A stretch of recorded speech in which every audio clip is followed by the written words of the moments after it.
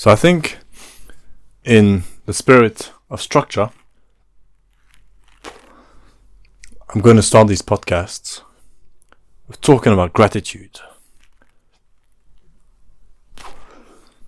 Now, my approach, I've mentioned this in the past, I'll reiterate. I've been told recently that gratitude and anxiety cannot exist at the same time in our minds. It's one or the other, which, as I've said before, I don't care whether that's true or how true it is. It makes sense. The thing with anxiety is that it feels like an all-encompassing emotion. When you're anxious, it seems like that's all you feel, right?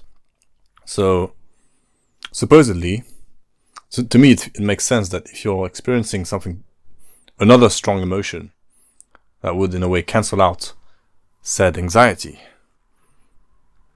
Okay, it's recording. I almost set my hair on fire when I lit this up. So, I've been on a quest. Gratitude and discipline are two things I'd like to implement in my life. To really implement. And so, another thing I've mentioned before is this idea that people think they can change like that. They'll pick a 6-week course to get the six-pack, things like that. And to me, they're missing the point that what you're trying to do is not get the six-pack in 6 weeks. You're trying to become a healthy person. You're trying to change who you are, literally.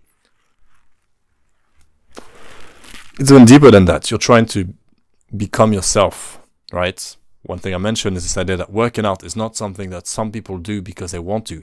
It's just like drinking water. If you don't do it, you are deteriorating, right? So it's something that you need to be doing, just like you need to be breathing, drinking water, etc.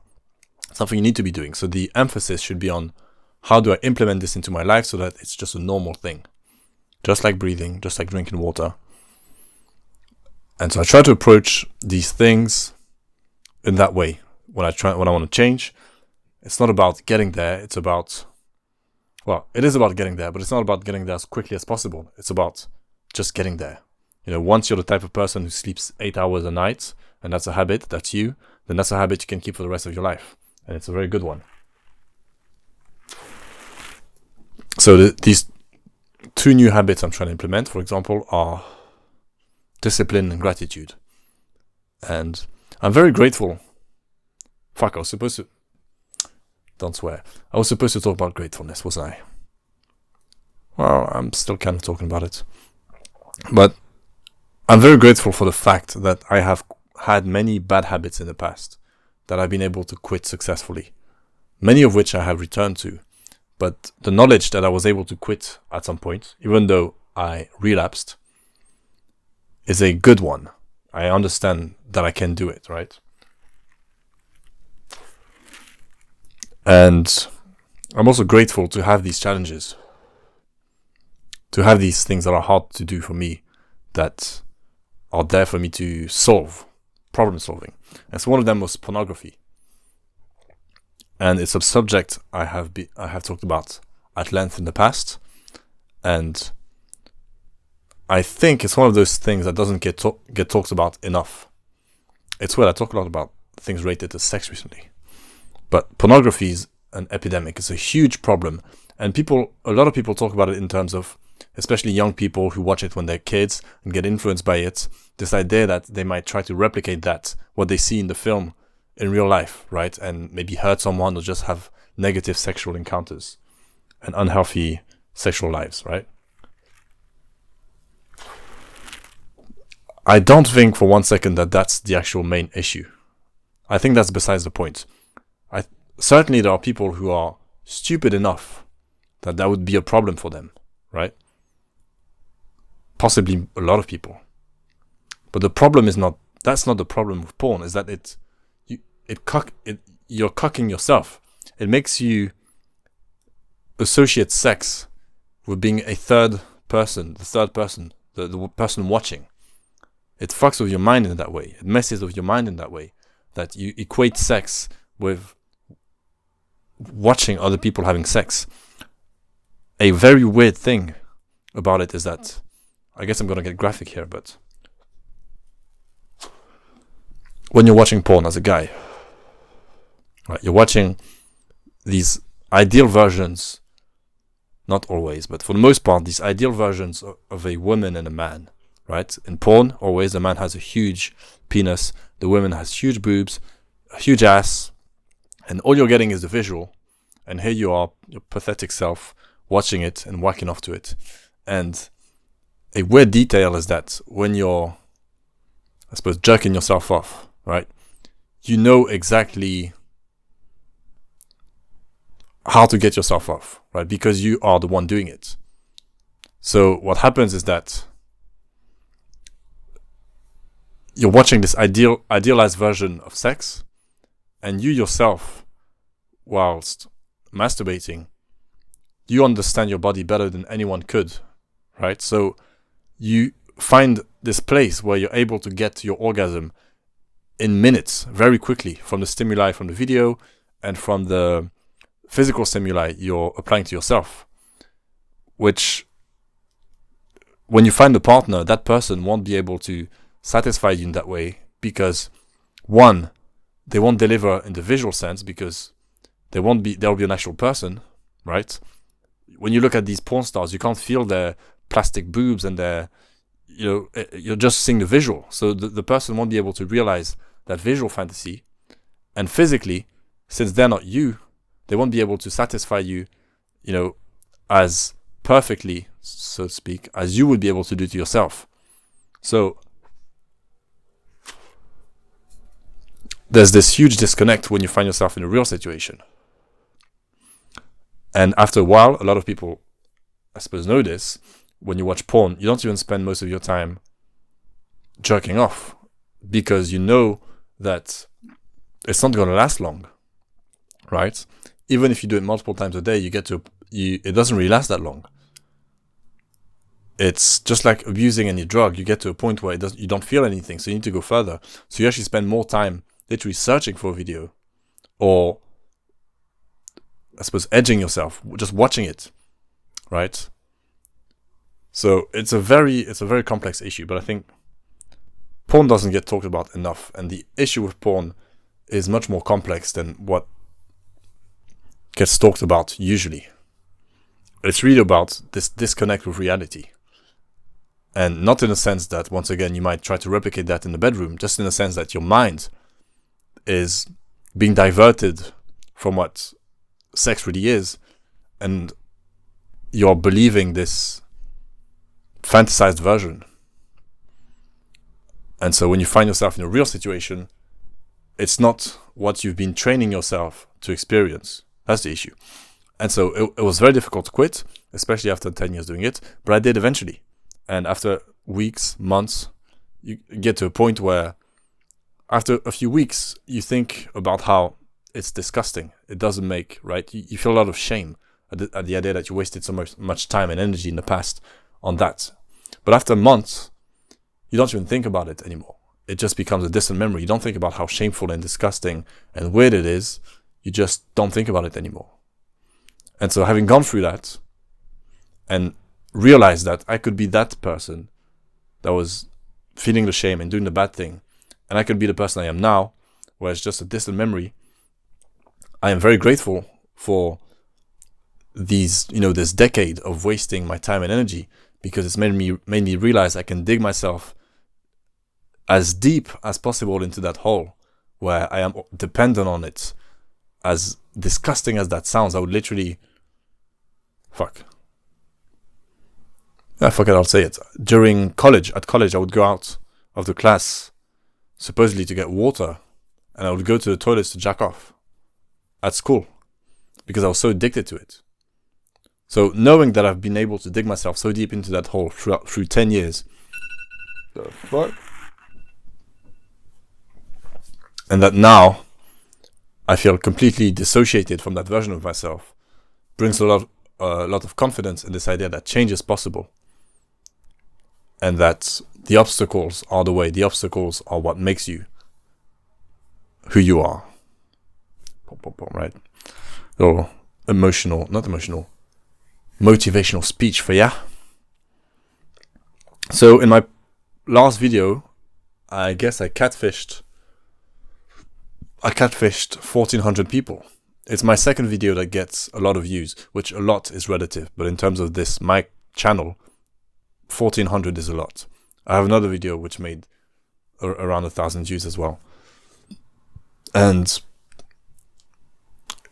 it's complicated. It sounds definitely, in terms of the channel, it sounds like a lot. But most people only watch the start and they realize, oh, this is boring and it's not a huge muscular dude anyways. But it made me think about this idea that I need to focus on the thumbnail now. It's something that I'm sure helps. Now, the previous video didn't have a exaggerated thumbnail, but I suppose it's kind of this weird, unpredictable thing of how the algorithm works. Sometimes you get lucky. But previously, what I did, I don't know how long ago, was, well, at the very start, I used to keep the first few seconds of the video where I walk from having turned on the camera to sitting here, and we'll do that at the end as well. So you have this dead time where there's no one in the screen, and I just left it there. And one day I realized it's useless, I should take it away. And I feel like, at the time, I felt like there was something endearing about it. This idea that I didn't edit anything. And then I got rid of it and I realized it was for the better. Just like me shrinking the episodes down to 46 to 52 minutes, I feel it makes it better. And I suppose the next step would be to work on a thumbnail, because I understand that it's a very important aspect. Talking about the 46 to 52 rule, as hilarious as that sounds, I made an episode titled 46 to 52, talking about how I feel like my episodes should be 52 minutes max and 46 minutes at the very least. Then the next episode, I didn't follow that rule. I think the episode after that, I didn't follow that rule. And I think the episode after that, I started a video by mentioning that I haven't been following the rule, so I will do that. I will follow the rule in that current episode, which is the previous one, and I did not. Will I follow the rule this time? Well, I should, right? Why would I be at war with myself? So that's just a great representation of how chaotic and messy I am, and how much I need structure to force myself into structure. Alright, so gratefulness, talked a bit about that. Well, actually I didn't finish because I went into my porn. I guess there should be a sex-oriented segment. Oh, I got some comments on the previous video, which I felt like I should address because it makes sense, doesn't it? So, let's see. Wow, that was boring. To which I replied, thank you. To which someone replied, it's not a compliment. To which I replied, I'm supposed to only be thankful for compliments. Guess that's that. Okay, yeah, someone asked me about tantric yoga and kundalini raising. So I'm not gonna lie, I did at some point look into it a few years ago, and look into it very much on the surface. I don't know anything about it, I can't really talk about it. What I talked about in terms of retention, I happened upon purely by coincidence. I just did it, and I realized it had benefits, and so I stand by it. So no, I don't know about it. I suppose I could have a look into it, although I feel like, here I go again talking about sex. I feel like sex is not necessarily overrated, but it's just talked about completely in the wrong ways. Last week, a friend of mine told me this statement which he read somewhere, or he listened to, in an audiobook, and it was a man saying, I suppose it was the writer, saying that a man should only have sex once a month. And I need to actually listen to the audiobook. I'm not sure exactly what it's trying, what the point is and everything that goes around it. But it just made me think about this idea that nowadays, if you look at, it's not nowadays. Men have always been given been put on a pedestal when they are just able to have sex, a lot of sex. Whether that be able in terms of they have a partner, or they're able to just meet women and get them in their bed, but also able in terms of being, I suppose, being good in bed, which mostly translates to being in good shape, looking like you might be good in bed, right? So, I mean, it's just the fact that men and their ability to have a lot of sex, that usually equates to them getting put on this pedestal. All right, I'm pretty sure that's what I was trying to say. Just boys look at, hip hop artists and rock stars and athletes, and they hear about how Will Chamberlain slept with 20,000 women and all these, like, these are achievements. And recently I watched a few videos and podcasts where young up and coming, or just young influencers and famous people, the people that the kids are watching today, men specifically, young famous men, talking about sex, and they all seem to push that narrative, which makes sense because it's the main narrative. I'm a guy. A lot of them, it's to the extreme that no, relationships are not a thing, I'm not interested in it. My thing is that I can sleep with different women every night, and that's part of my status. That's part of who I am, and why other men look up to me is that I'm able to have a lot of sex. And so that extreme is just completely stupid and disgusting, I think. Yeah. But I think on the other end,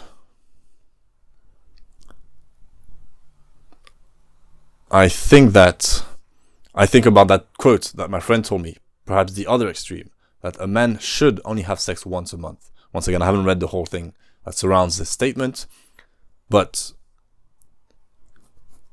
I feel like what it's trying to get at is that something I talked about in the past, how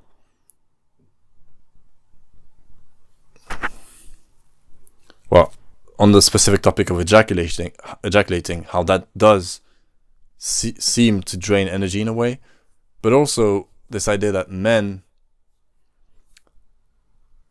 basically, that being so focused on sex is a weakness.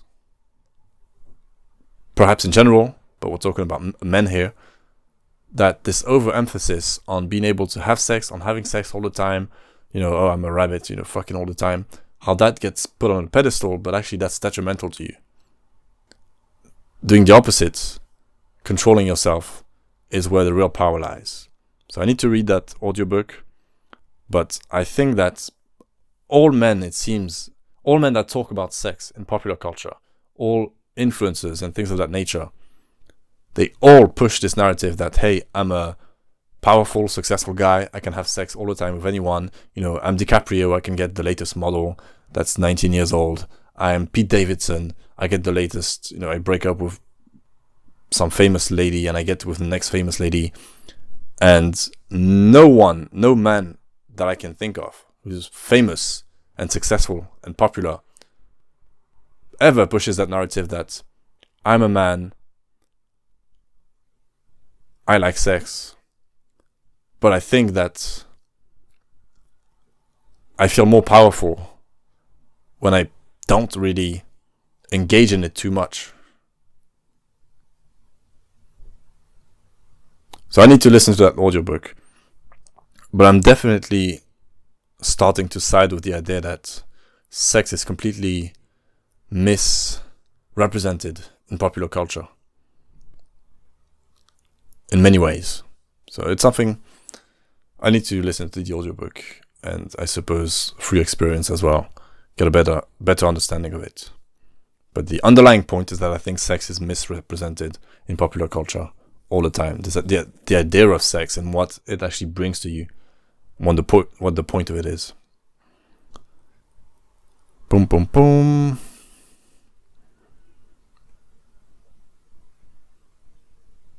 So this same friend, Alan, made another statement. I think this time, I don't know if he had read it somewhere or if it was from him. This idea that well, it wasn't the way he said it. He didn't say it that way specifically, but what I got out of it is that starting a friendship as a business partnership is the best way to create a friendship. The idea that if you approach someone with a business sense, as in, I have something to offer, you have something to offer, let's get together and make something together. Let's get together and improve each other's lives with the skills that we had to offer. And I had never thought about it that way because, I mean, I'm 24, I'm not a very social person, I haven't made many friends in my life, but certainly more when I was a kid. And the way friendships are formed when you're a kid is you meet that other kid that has similar interests, and you find a person you can have fun with. For most people, usually that's how it works. You find someone who you can waste time, entertain yourself, and have fun with. And as I'm growing older, I'm realizing that a lot of people want to be your friend for that reason. They're trying to find an escape, and they want you to join them. They might think you're interesting or something like that, but at the end of the day, their goal is to waste time with you, right? To have fun. There's nothing wrong inherently with fun. I do have an episode titled F Fun, because I believe that fun also is something that gets misrepresented and people abuse. But the point of making friends with people as a business partnership is that you are certain that you won't be wasting your time, right? And I'm trying to view things through that lens now as much as possible. I look at the friendships I've formed through wanting to build something, through it being a business partnership in a way. And I realize I value them more than people I just go out and have fun and waste time with. So I think it's also an idea that doesn't get talked about that much. How do you make friends with someone? How do you approach someone? How do you know that they are going to be a good friend? We talk about things like loyalty, because that's a basic, that's a given. If someone is not loyal, you don't want them as your friend. Someone who's loyal. But this idea of, do they bring something to my life? Sounds a bit cold, but I think it's very important. It's fine to have one or two, I suppose, childhood friends and things like that you like to go out and have fun with. But as you grow, you realize that time is extremely valuable, and you need to make wise choices, and the people you bring into your life are extremely impactful. So I think this sentence, starting a friendship as a business partnership is the best way not to waste your time. I think that's something that I think about a lot, and I'm trying to apply as much as possible now. So, was it last episode or the episode before? I stated that I am a loser, and I've been a loser all my life, right? But I'm also realizing I'm currently in the most comfortable place I have ever been. For some reasons, I didn't get a job until I was 21. I went to uni, got a student loan, didn't need to work, and I really didn't want to work. One reason was I was scared that I would just get caught up in the rat race, in the hamster wheel of having a 9-to-5 and just give up on my creative endeavors and dreams. So I didn't get a job until I was 21. And before then, I had my student loan money, but throughout university, I was mostly depressed and wasting my time. And before that, I was a kid, didn't have a job, so I didn't have money. My grandma sent me something like 30 quid a month until I was 18, I think, something like that. So didn't have much money to do things in general. And I was sharing a room with my brother. The first time I had my own room was at uni. And so currently I am in the most comfortable place I've ever been. I have a job. I would prefer not to have to work that job, but it provides me with money to do things. And, if I give you the details of where I am at financially and what I do with my life, it doesn't sound like I am that comfortable. But based in comparison to where I have been in the past, that's the most comfortable I've ever been. I have this great room here, my own room. I make enough money to go out from time to time to do things. I have a girlfriend. I have friends. All these things. And so I'm realizing that as great as that is, and as grateful as I am that it's the case, that contributes to me being so lazy and complacent. Is that why would I'm not saying that's how I think about it consciously, but I suppose subconsciously there's something in there saying, why would I do anything to change when I have reached my current peak in terms of my life, and I am in such a better place than I was a year ago, 2 years ago, 3 years ago. I mean, I'm in such a better place currently. Why would I do anything to change it? I'm comfortable. I work 4 days a week. I go to work, come back home. I get enough money to pay the bills and live my life. So once again, I'm talking on a subconscious level, maybe even in between conscious and subconscious. There's a part of me, there must be a part of me saying, why would I do anything to change? Life is better than it's ever been.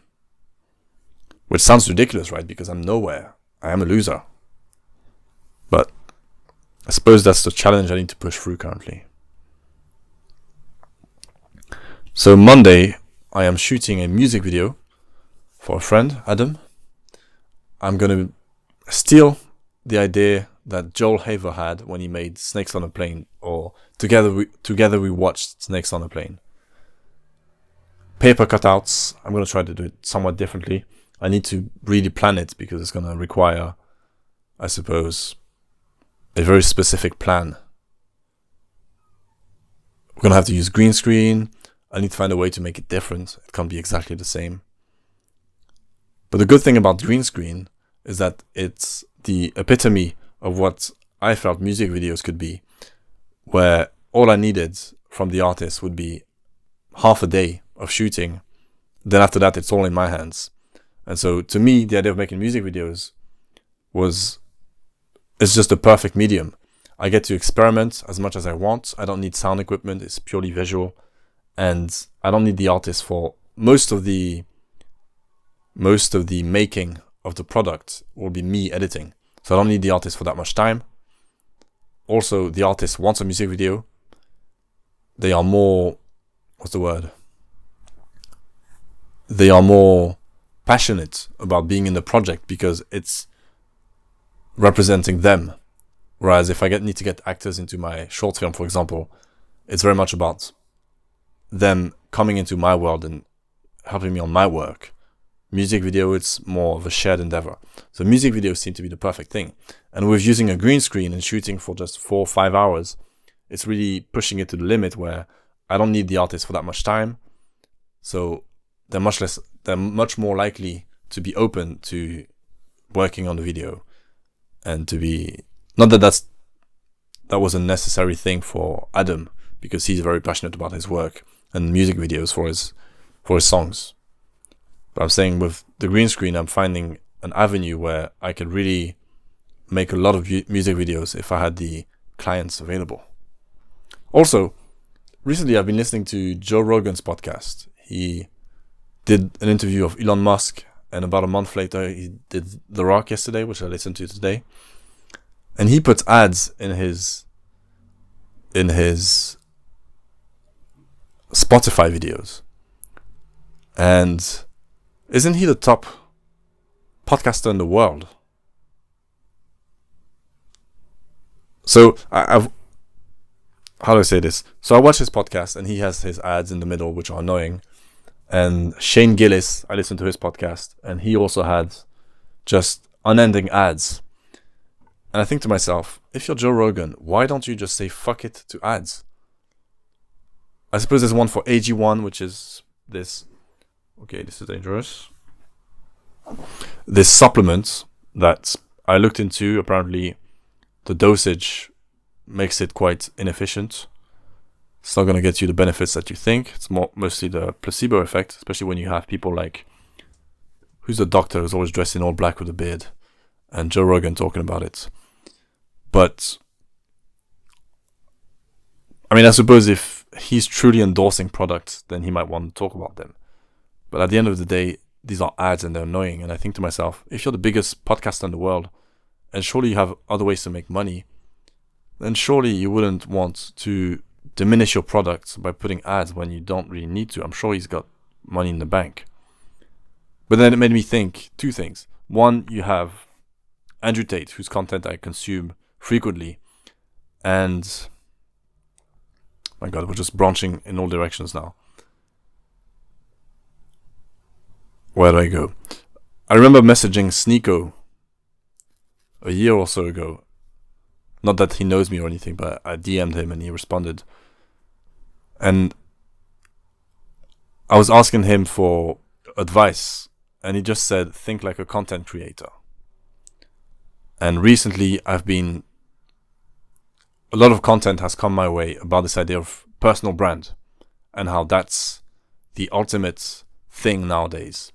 And then I look at Andrew Tate, who has a great personal brand, and the ads in his videos, supposedly he's a billionaire, the way he says he's a billionaire based on all the assets and the complicated thing, but he's a multimillionaire, he's very rich. As a multimillionaire, you don't need to diminish your content by putting ads in it that make you look like you need money, which as a very wealthy person, you never want to make people feel that way. And two, they're just annoying, these ads. So he puts ads for his own work, his own thing, right? So his personal brand is on point, right? He has his little, what is it? The knight in chess, right? Is it knight? The horse? That's his kind of logo. He has it everywhere in his house, on his mugs, which is a bit, weird. But he has this personal brand thing down to a T. And that's very inspiring. I feel like if I'm able to push through the discomfort of making my life more public, in terms of, this was a huge step making these podcasts, right? But I feel like I am made to have a good personal brand in terms of,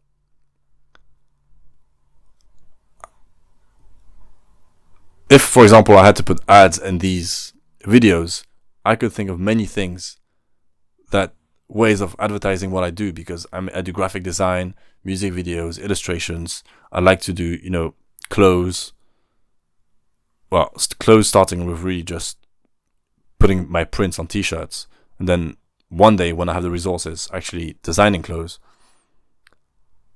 writing, I'm doing Christmas cards for Christmas that I'd like to sell. So I feel like it would be quite natural for me to kind of create my own world with the work that I make. So once again, I go back to that quote from Sneeko, think like a content creator. And this was the first step, making these. I like the idea of having ads that are of my own work, in terms of, if I get lucky and get another, 1K views, then that's me advertising my own work if anyone sees the ad portion. I also think there's something, I think it's Tai Lopez who talks about how personal brand is the ultimate thing nowadays for the future, because of how AI and just artificial intelligence and technology is replacing a lot of things, and how authenticity and a person truthfully expressing themselves will be this kind of luxury where everyone is able to make themselves look good and better with technology without necessarily being anything special. The people who have a lot to offer and who are authentic, who have a good personal brand, will rise to the top. And I feel like if I apply myself based on the interests I have, I could, what's the word? I don't know. At the end of the day, I need to work on personal brand. I feel like that's something that it's weird to admit to, but that's something that appeals to me. And I feel like it's appropriate for me to think in that way. The lack of confidence and extroversion is the one thing holding me back. So I think the first step will be, I'll shoot a little ad for my Christmas cards. I need to print them first. And put it somewhere in the podcast. Also, as a filmmaker, just the idea of there's something appealing about it. This idea of doing this more candid podcast where I just talk about anything, and then having this ad which I fabricated as a form of a short film, really, in the middle of it. I like the idea of this meta thing of stacking things on top of each other. I'm writing this film called, at the moment it's called Silex, and I'd like to shoot it pronto, where it would be as cheap as possible to make. And the idea is that it's this person trying to make art and using artificial intelligence. And what I like about it is that I want the projects in the film to be shown as completely as possible, the actual process of producing a work of art. And he'll use 3 different mediums. Photography, there's a short film, and I don't think I've figured out the third one yet. All using artificial intelligence. So I like the idea that I actually have to produce these 3 projects, and then I have to, as a filmmaker, present them in this fictional way, where this character is producing the projects, and think about how I can illustrate the creative process in the process. So I like this idea of stacking things on top of each other. I don't know exactly how to explain it, but I think I did a good job. Oh yeah, next, the boxing fights that have been announced on the 23rd of December. I just came home and haven't talked about it with my brother yet, so I said, "Oh, did you see boxing?" Like boxing is the equivalent of the UFC, but boxing announced a UFC card, because I've never watched anything but the main fight in any boxing event. I'm not a huge boxing fan at all. I only watch the big names, but I do have some interest in it. But I'm definitely a casual when it comes to boxing. On the 23rd, I'll watch 2 fights. That's how much of a casual I am. I'll watch the 2 main fights. But it's the first time I can think of, once again, I'm not a huge fan, but it's the first time I can think of what I think that's an actual card. It's not just a fight, it's a card where you have multiple fights. I know there's Bivol is fighting Daniel Dubois as well. I want to watch those fights. But it's strange to think that the UFC every month puts on at least 1 card where you'll be watching 2 or 3 fights at the very least. Anyways, it's not a UFC event because they get the 2 biggest fighters available and they make them face someone who's most likely going to lose to them instead of making them face each other. So I'm going to watch those 2 fights, but it's very strange. It's very strange. I don't know what else to say. It's like if, Conor McGregor, there are no belts on the line. But it's like if Conor McGregor fought, number 8 instead of Khabib when he came back or something. It just doesn't really make sense to have the 2. It's obvious that they have to fight, Wilder and Joshua. So why are they not fighting? I don't have anything else to say. I think it's pretty cool that, Riyadh season.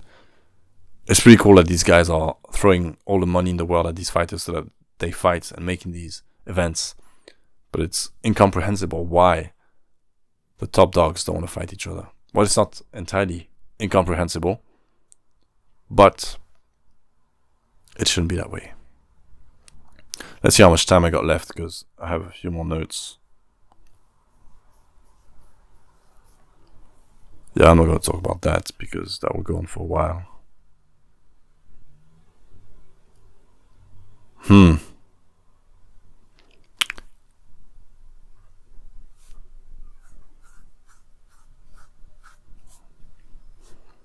I guess I'll go for that note. I suppose I want to have this grateful section in every episode. Unplanned, but there's always a sex section in every episode. And there's always a Tate section. And I have a lot of admiration for Andrew Tate. One thing that I find quite, I don't know if the word is weird, but he's definitely great at marketing and selling you things, right? And a huge part of his brand is this idea that his goal is to get other people on his level financially and influence-wise, so that he can, well, exaggerate a bit, but not necessarily, that he can build this army to fight against people trying to affect humanity negatively. I mean, that's really how he phrases it. And on one hand, it sounds interesting, but on the other, his tactics, this idea that he employs the same tactics that all those internet scammers use, using fear, right? He uses fear a lot. This idea that if you don't get into it now, AI, Bitcoin, which might be, you could say that it is justified, right?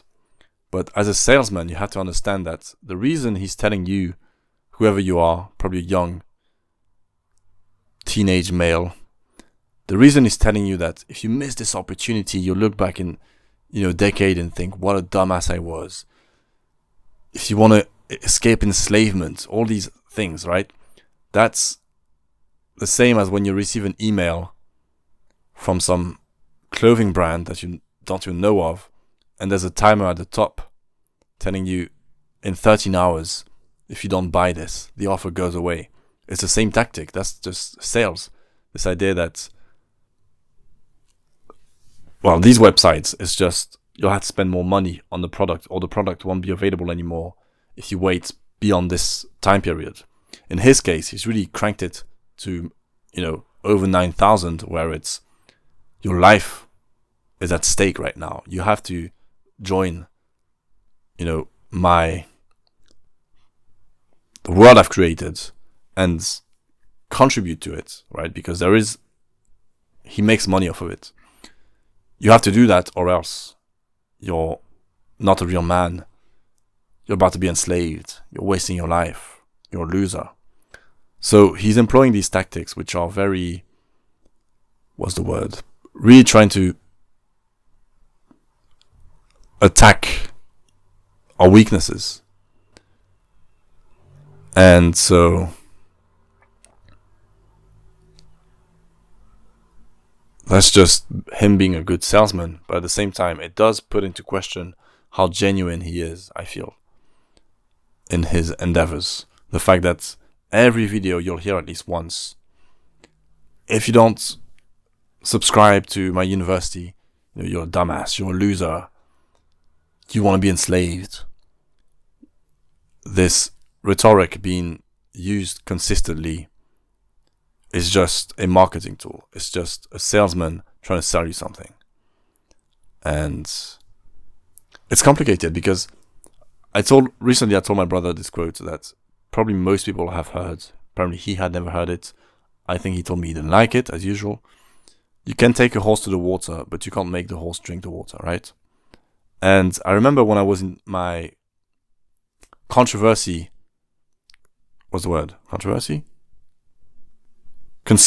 theorist phase.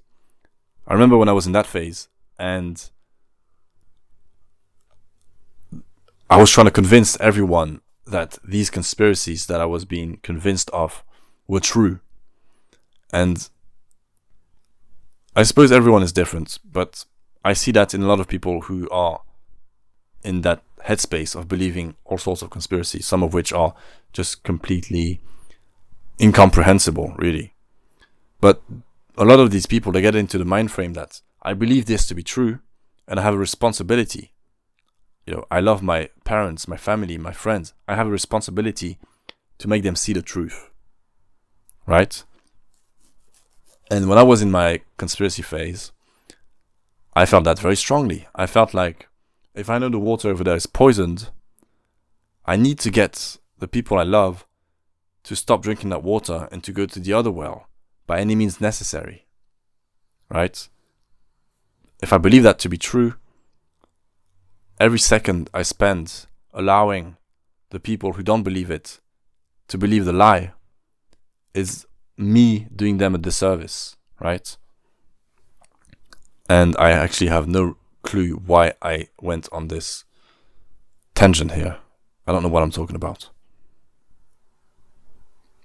Fuck, this morning when I was listening to the podcast, Joe Rogan and The Rock, he mentions how he stopped doing kickboxing, Joe Rogan, because he was experiencing brain fog, essentially. And he was seeing people around him who've been doing it for a while, getting kicked and punched in the head, and how I think, I'm paraphrasing, but he almost said exactly that they wouldn't remember what they said a second ago. They would just go into they would just forget, right? One symptom of CTE. I've never got kicked in the head. What the fuck is wrong with me? Well, that's actually frightening. Why the fuck did I start? Oh, I need to stop swearing. Why did I start talking about this idea that when you believe in a conspiracy theory, you want to convince other people to believe it in your head for their good? Wow. When I'm gonna watch this video, I'll get to the point where I started this point, and I'll think, oh, this is what I was trying to say. And I'll be annoyed. If only I could rewind time inside of my brain, which I suppose is called having a memory, a short-term memory. Oh, this is annoying.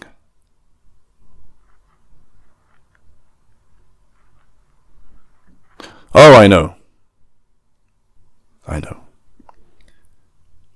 By any means necessary was the key word. When you get to the point of believing that you know something to be true that others are not seeing, then you feel like you have a responsibility by any means necessary to get them on your side. Not necessarily your side, but the side of truth in your eyes. Now, my uncle has gone crazy in the past few years, believing in all sorts of,